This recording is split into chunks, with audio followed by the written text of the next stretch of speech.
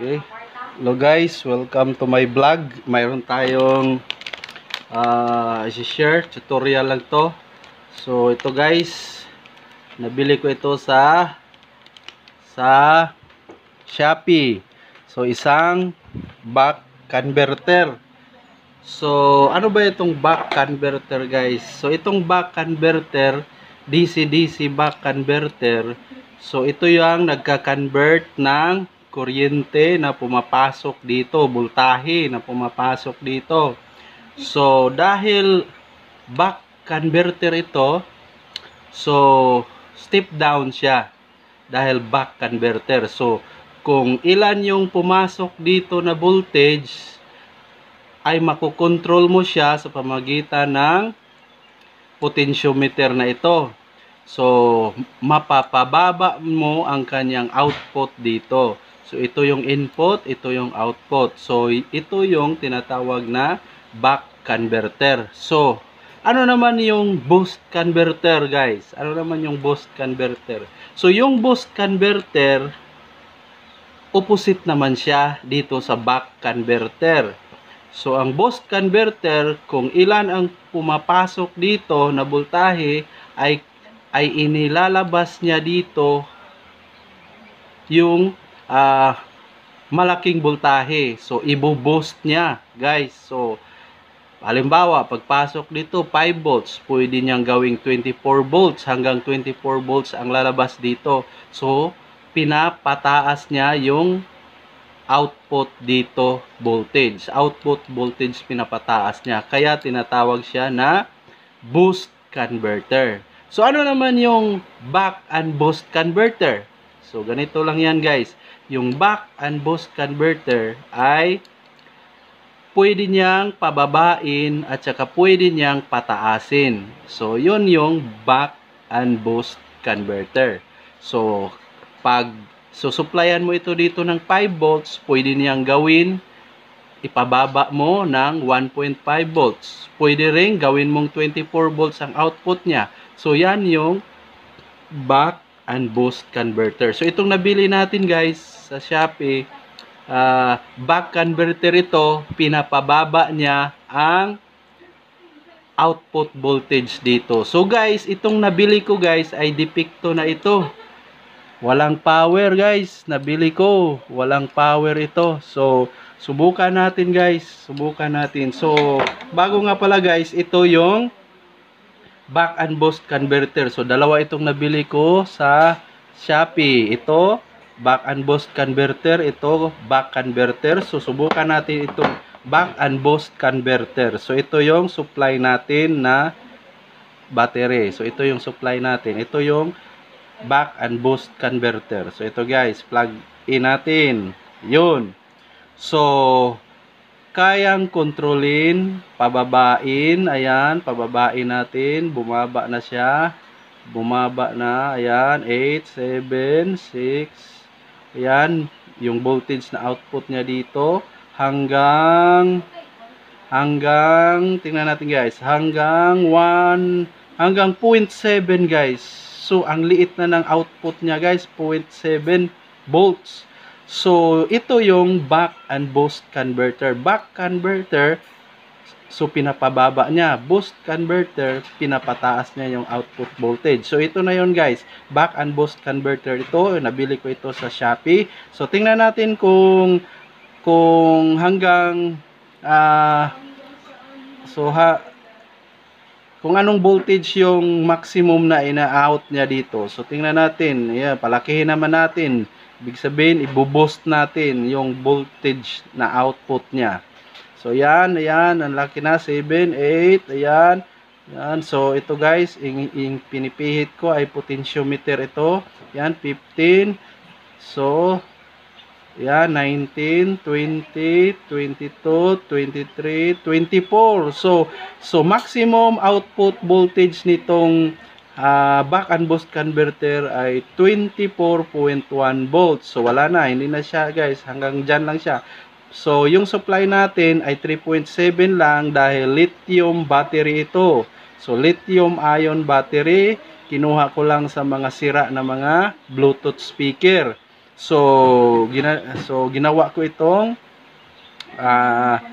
supply guys. So ito 3.7 supply niya nagiging to 24.1 volts. So ganon yung gamit nito guys. So guys, dito tayo sa ating repair. So ito. So nabili ko ito sa Shopee. Tapos walang power. So bakit kayo walang power guys? Itong buck converter na ito. So susupplyan natin ito guys. Susupplyan natin ito ng 5 volts. So ito na yun guys, ang supply natin. So ito yung sinabi ko nung unang previous video ko na pang-inject ko ng voltage injection. So ito nagawa ko na. So ito yung gagamitin natin, 5 volts ito, okay? So lagay natin ito, positive, standard, kulay pula, positive, negative. So lagay natin dito guys. So ito, lagay natin dito guys ang positive. So lagay natin dito ang positive. Ayun. Tapos pihitin. So guys, kung di ka pa subscribe sa aking channel, please like, share, and subscribe sa mga video ko guys, para mayroon naman akong subscriber guys. Dahil maliit lang yung subscribers ko, konti lang sila. So ito na yun guys, ito yung positive, ito yung negative. So troubleshoot tayo guys, dahil walang power ito. Papakita ko muna sa inyo na walang power itong nabili kong buck converter. So plug in tayo.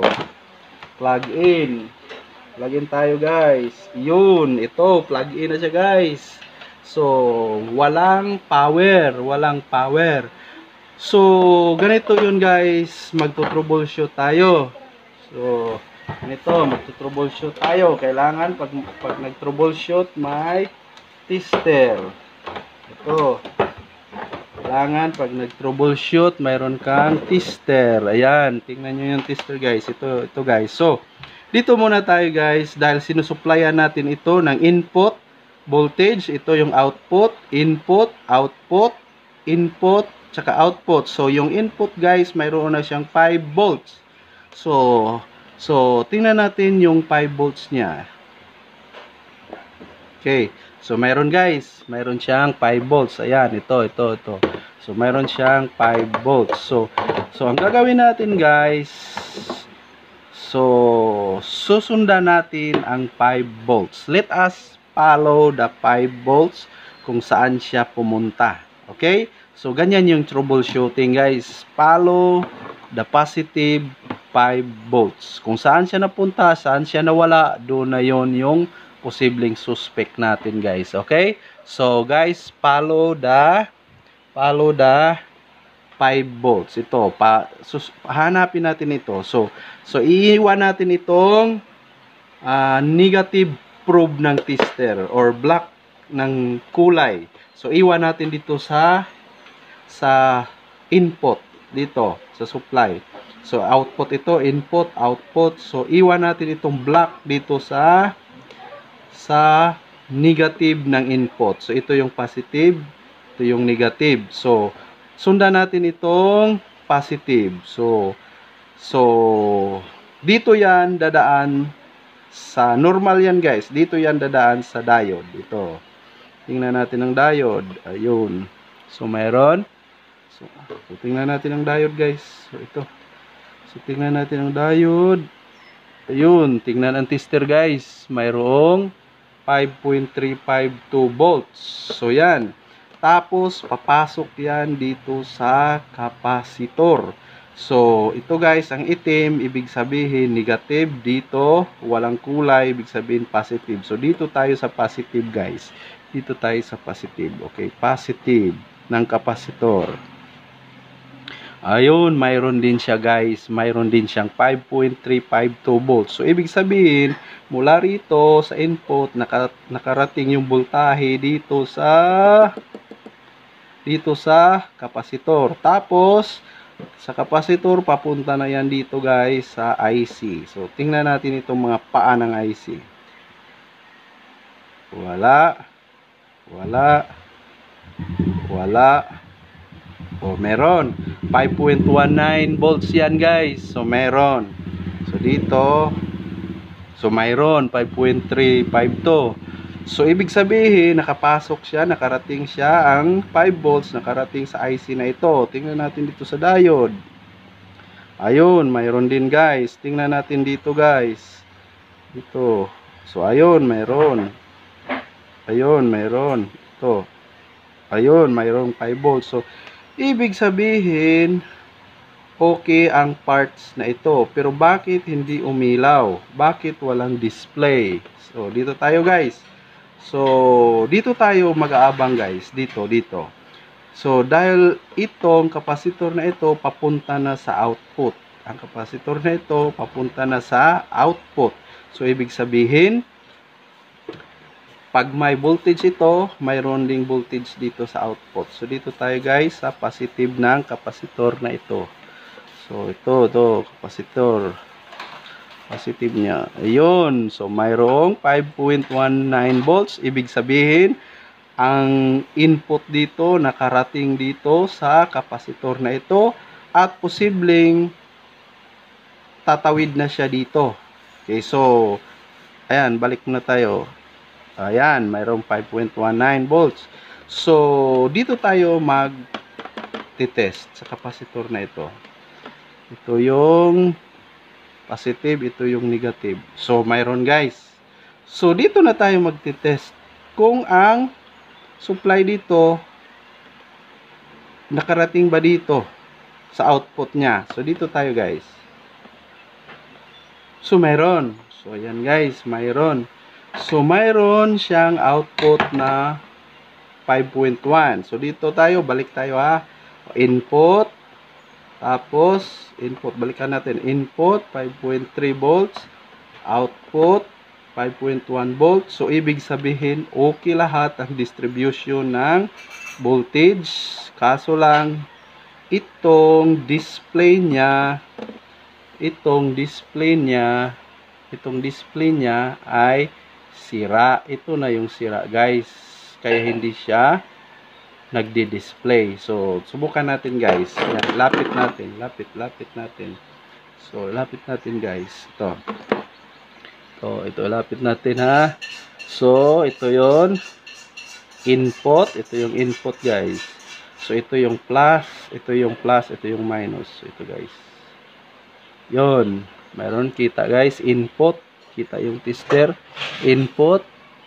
Tsaka output. Input. Output. So, okay yung output, guys. 5 volts dito. Tapos, output niya 5 volts. Hindi pa siya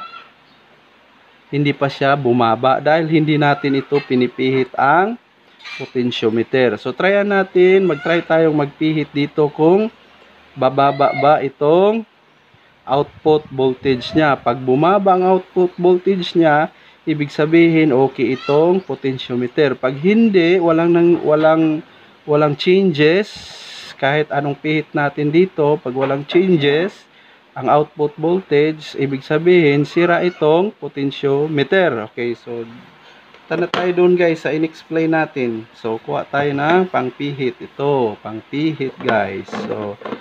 So, dito tayo sa output mag-aabang. Dito tayo sa output. Ito yung positive, ito yung negative. So, yan, output.